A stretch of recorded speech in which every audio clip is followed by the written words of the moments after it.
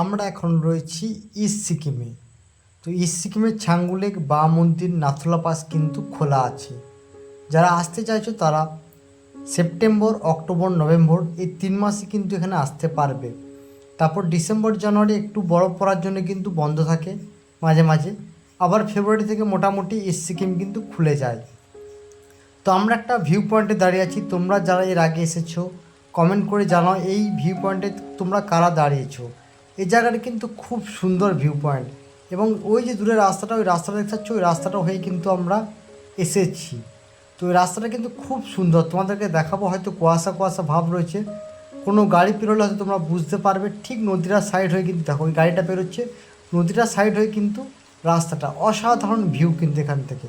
তোমরা যারা আমার চ্যানেলে ভিডিও দেখছো তারা প্লিজ চ্যানেলটাকে সবাই সাবস্ক্রাইব করে দাও, পাশে থাকা বেল আইকনটাকে প্রেস করে দাও।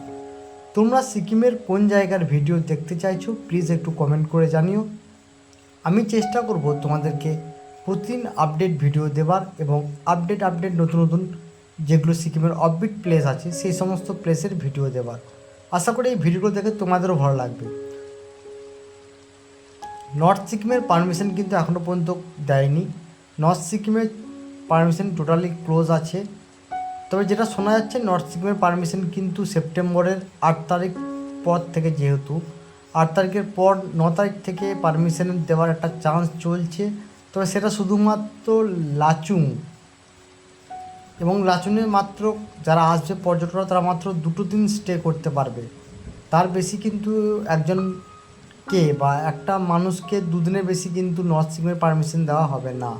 তো এখন কিন্তু ঘোরার জায়গা ইস্ট সিকিম কিন্তু এই মুহূর্তে সেফ সিকিমের মধ্যে। তো তোমরা চাইলে কিন্তু ইস্ট সিকিমের প্ল্যান কিন্তু করে আসতে পারো।